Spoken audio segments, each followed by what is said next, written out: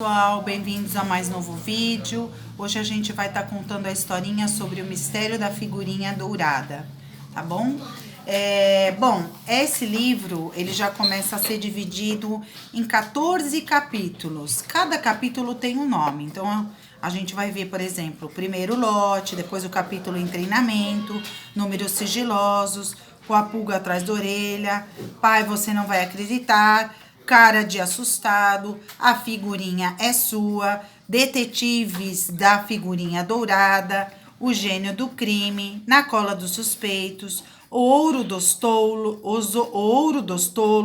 um agente infiltrado, a fórmula química e Brasil! Então são 14 capítulos, tá bom? Vamos ler aqui o primeiro. O primeiro lote. Lá vem eles. Dino, dono da banca do Souza, viu o bando de crianças descendo a rua em alta velocidade. Parecia que estavam apostando uma corrida. Ele calculou que o estouro da meninada se daria menos de 5 minutos depois do horário do final da aula. Acertou em cheio. Sua banca ficava na mesma calçada do colégio Pedro Álvares Cabral. Estava a menos de 100 metros do portão principal da escola. Os alunos e as alunas vinham atrás das tão esperadas figurinhas da Copa do Mundo, que tinham sido lançadas oficialmente naquela manhã. Dino havia recebido 500 envelopes da distribuidora. Chegaram as figurinhas da Copa? Perguntou o esbaforido Alê, o primeiro a entrar na banca, sacolejando uma pesada mochila preta nas costas. Para agilizar as vendas, Dino já estava com um maço de envelope nas mãos.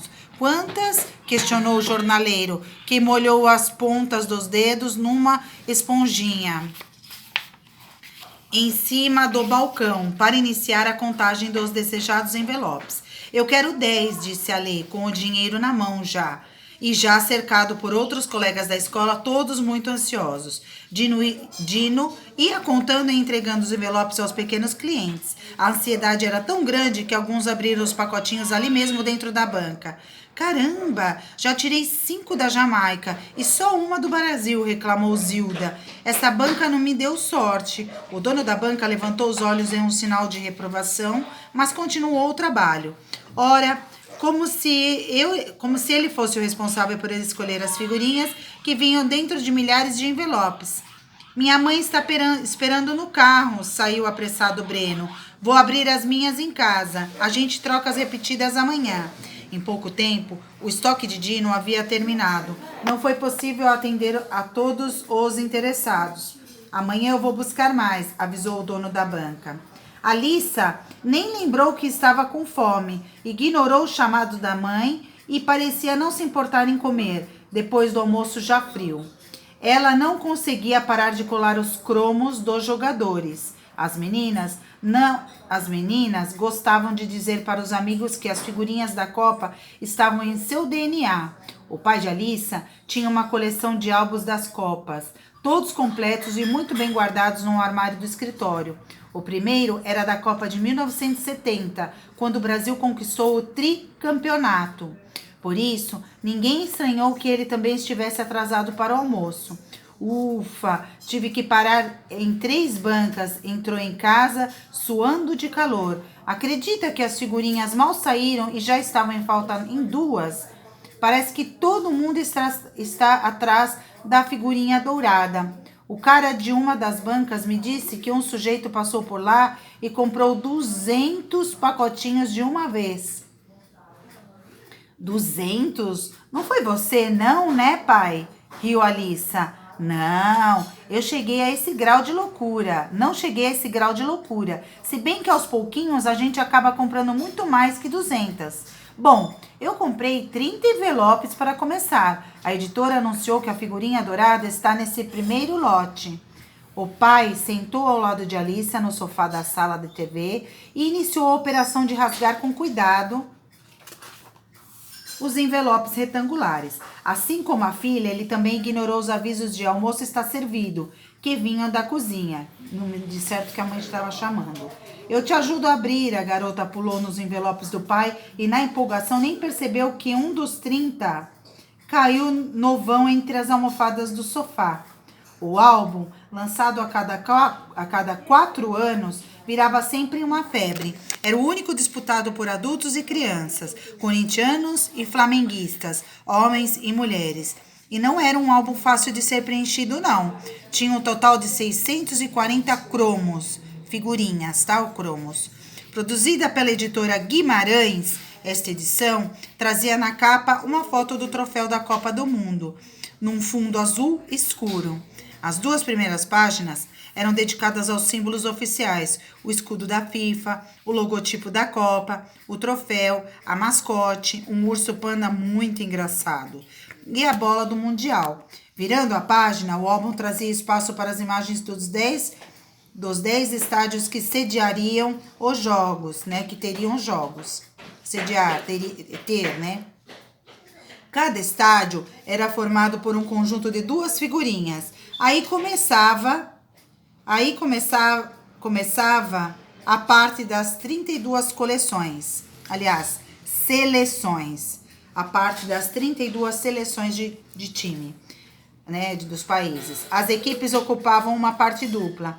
A primeira figurinha era o escudo da confederação. Depois vinha a foto do time posado e mais 17 jogadores, todos vestindo a camisa oficial. As seleções eram divididas por ordem alfabética, apenas dentro de seu grupo. No sorteio, o Brasil ficou como cabeça-chave do grupo C, e por isso no álbum foi parar nas páginas 24 e 25.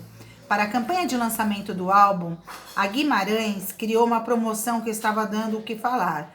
A maciça propaganda no rádio, na TV, nos jornais, nas revistas e nas redes sociais anunciava que em um dos envelopes havia uma figurinha dourada, que daria a um felizardo a chance de assistir a 25 jogos da Copa do Mundo, com todas as despesas pagas. E mais, ele poderia entrar no vestiário do time campeão depois da final. Em treinamento, Antônio estava sentado em um dos degraus do ginásio de esporte do Pedro Álvares Cabral. Ele chegou meia hora antes do treino. Sozinho separou as figurinhas por país, colocou tudo em ordem numérica e começou a colá-las. Cada envelope tinha 5 figurinhas. Ele ordenou 48. Pois 2 tinham saído repetidas. Decidiu que não bateria bafo com elas. A ideia era trocá-las mesmo. As crianças disputavam uma competição silenciosa para saber quem iria completar o álbum primeiro.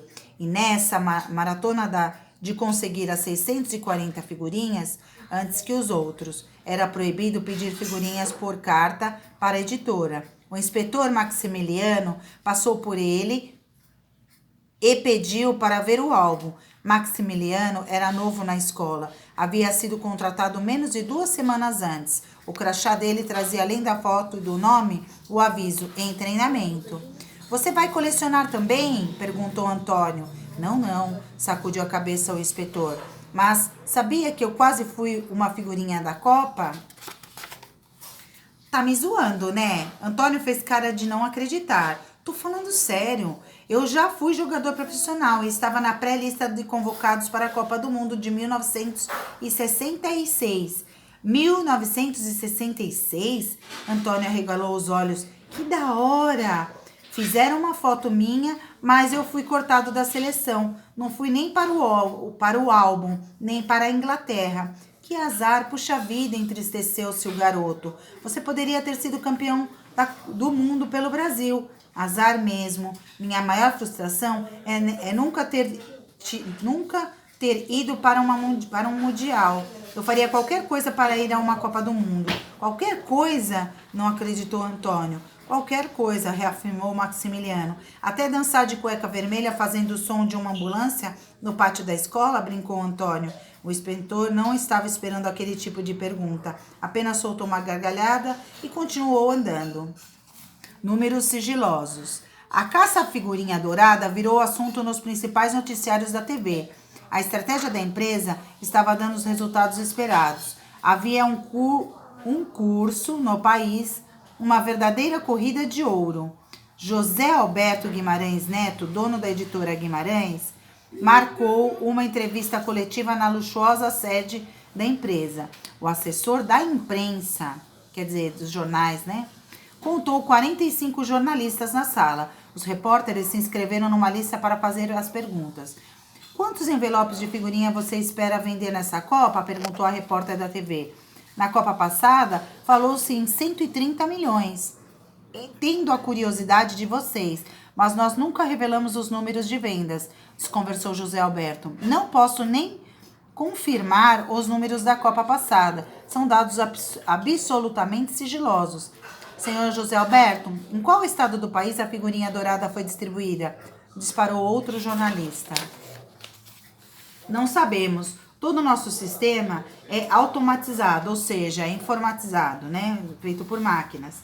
Máquinas ultramodernas cortam, misturam e embalam as figurinhas. Ela pode ir tanto no interior do Ceará, quanto aqui na banca da esquina. É uma questão de sorte. Como é feita a escolha dos jogadores que estão no álbum, se as listas finais das seleções nem foram enviadas para a FIFA ainda? Quis saber um jornalista de um importante blog sobre futebol. As listas de jogadores saem muito em cima da competição, explicou o dono da Guimarães. Não teríamos tempo de esperar. Contratamos especialistas que ficam acompanhando os jogos das eliminatórias e eles fazem uma relação de 17 possíveis convocados. Costumamos errar muito pouco, menos de 5%. Próxima pergunta, por favor. Pode falar, Alissa. A garota abaixou o braço e fez a pergunta para o professor de matemática. Qual é a probabilidade de eu tirar a figurinha dourada do álbum da Copa? 0%, antecipou-se Antônio, que estava sentado logo atrás dela. Quem vai tirar sou eu. Trouxe dinheiro para comprar mais de 10 pacotinhos hoje. O sexto ano inteiro riu. Alissa devolveu uma cara de engraçadinho para Antônio. O professor conteve o riso. Boa pergunta, mas não é uma conta simples. Primeiro precisamos saber quantas figurinhas foram fabricadas e quantas figurinhas você compra. Meu pai disse que é mais fácil um jacaré dançar samba do que eu ganhar esse prêmio. Alê ficou batucando na carteira algo que ele achava ser o ritmo de samba. Nova gargalhada, dessa vez interrompida por duas batidinhas na porta, que se abriu suavemente. O diretor colocou o pescoço para dentro da sala. Com licença, professor Celso. Classe 161. Classe 161 ou 161. Gostaria de apresentar a vocês um novo colega. O diretor abriu a passagem para a entrada de um menino que estava extremamente tímido. Se carregasse uma concha nas costas, ele se enfiaria dentro dela naquele momento.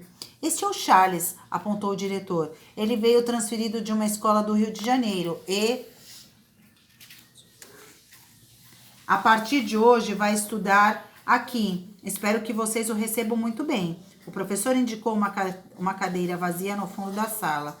Ao passar pelo corredor, Charles teve a caminhada interrompida por Antônio. Tem alguma figurinha da Copa para trocar aí? Não estou colecionando não, respondeu o novo aluno seguindo em frente. Cara, de qual planeta você veio mesmo? Charles cruzou os talheres e bebeu o último gole de limonada. O pai começou a tirar os pratos sujos da mesa, enquanto a mãe servia uma porção de pudim de leite. Pai, eu posso colecionar o álbum da Copa do Mundo? Perguntou Charles. Figurinha não, filho. O pai respondeu da cozinha enquanto abria a lixeira com o pé para despejar o resto de comida. Por que, pai? Entristeceu-se Charles. Na escola todo mundo está colecionando. No recreio, eles trocam e eu fico sozinho sem ter o que fazer. Encher um álbum desses é muito caro, filho. Você sabe quantas figurinhas são? Sei lá, umas 600? 600? Tem tanto jogador assim numa Copa do Mundo?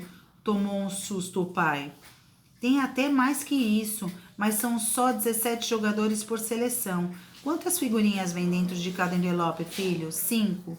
É só fazer os cálculos. Se não viesse nenhuma repetida e sempre vem aos montões, você precisaria de pelo menos 120 envelopes. Sabe quanto isso dá em dinheiro? Figurinha é jogar dinheiro fora. Charles entendeu o recado, não disse mais nada. Pegou a colher, devorou o pudim e pediu para repetir a sobremesa.